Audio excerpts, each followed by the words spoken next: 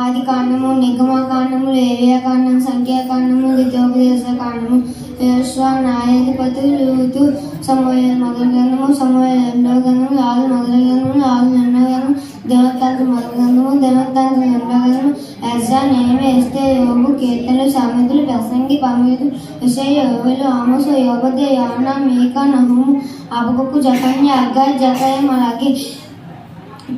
సృష్టి క్రమము: మొదటి రోజు వెలుగుని చేశాను, రెండవ రోజు ఆకాశం చేశాను, మూడవ రోజు భూమి, సముద్రం, గడ్డి చెట్లను చేశాను, నాలుగవ రోజు సూర్యుడు, చంద్రుడు, నక్షత్రం చేశాను, ఐదవ రోజు పక్షులను, చేపలను చేశాను, ఆరవ రోజు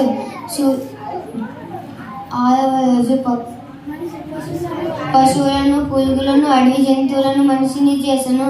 ఏడవ రోజు తన చేసిన పని అంతను నుండి విశ్రమించి ఏడవ రోజు ఆశీర్వదించి పరిశుద్ధపరచెను.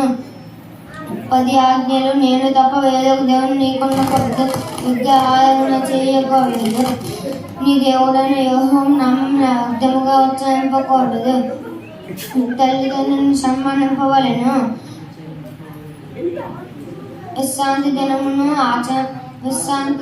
ఆచరింపవలెను, హత్య చేయకూడదు, వ్యభిచారింపకూడదు, దొంగలింపకూడదు, నీ పొరుగువాని మీద అబద్ధ సాక్ష్యములు చెప్పకూడదు, నీ పొరుగువాని దేనిని ఆశింపకూడదు. ఇశ్రాయేలు 12 గోత్రాలు: రూబేను గోత్రము, షిమియోను గోత్రము, యోదా గోత్రము, ఇశ్శాఖారు గోత్రము, జెబూలూను గోత్రము, ఎఫ్రాయిము గోత్రము, మనష్షే గోత్రము,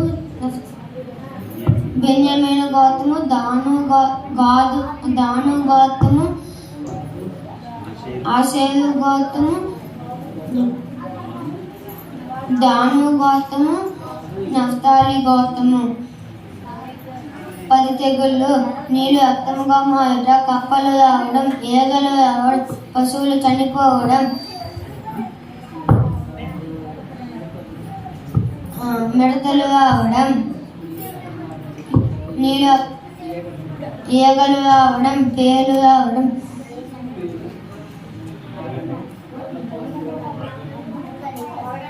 వడగండ్లు పడడం, మిడతలు రావడం, చీకటి కమ్ముకోవడం, పెద్ద సంచలనం చనిపోవడం.